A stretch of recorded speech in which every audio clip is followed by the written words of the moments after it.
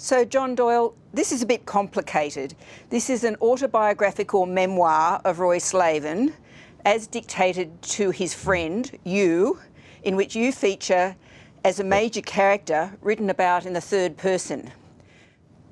Well, yeah, that's not bad. It was just a case of well, I've been aware of Roy's voice, having sort of created Roy's voice, so it wasn't such a difficult thing to do to put Roy in the context of us as kids. So I chose a particular year in which Roy could tell his story, in which myself and my friends would be sort of characters in his world. So it was a way of telling the story of 1967 in Lithgow, which I concede is, from a distance, it would not seem to be an incredibly interesting story, but it was to me. 67 was a pretty amazing time, really, for kids in Lithgow. There was the arrival of television, so you had the influence of the counterculture in the United States, the summer of love that was happening, and you had the explosion of pop music generally coming out of London, the United Kingdom. And there we were in Lithgow feeling part of it because we were united through television, to a lesser extent radio, but certainly television was the thing that had the big impact. Do you grieve that world doesn't really exist anymore? Not just the world of those schoolboys, but that world itself? It was a deeply sectarian world then.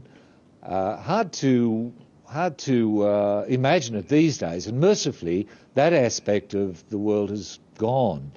But in certainly Lithgow, and I suspect most Australian society at the time, there were two groups of citizens. There were Catholics and there were publics. And we as Catholics were pretty well inculcated into a sort of, well, a large cult, I suppose. But we had a deep mistrust for publics.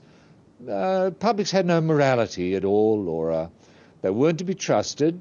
There was only one true way, and that was through the prism of the church. Now, that has gone completely.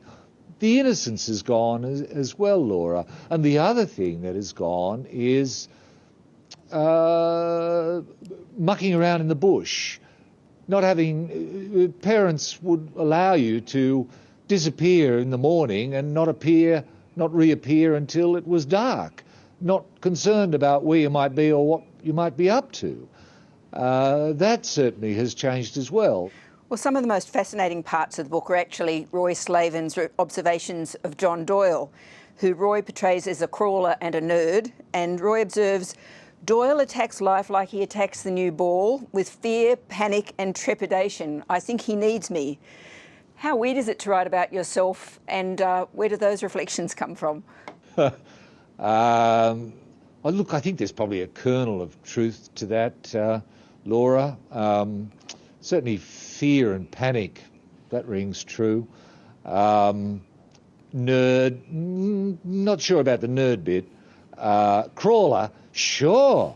You know, we were always troubled by getting the strap or getting the cane. It was wielded by the De La Salle brothers. You know, they were pretty swashbuckling in the way they used the strap. You couldn't get away with it today.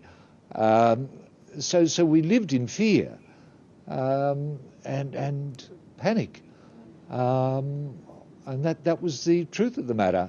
The best way to slip through the cracks to avoid punishment was to just be very shy and timid and do your work and try to stay unnoticed. Well, obviously you stayed shy and timid all this time. Thanks for talking to us tonight. Absolute pleasure, Laura. Thank you for your interest. Hi, I'm Lee Sales. Thanks for watching this story. If you'd like to watch more of 730's stories, they are on the left of your screen. And tap on the button below to subscribe and get the latest from ABC News.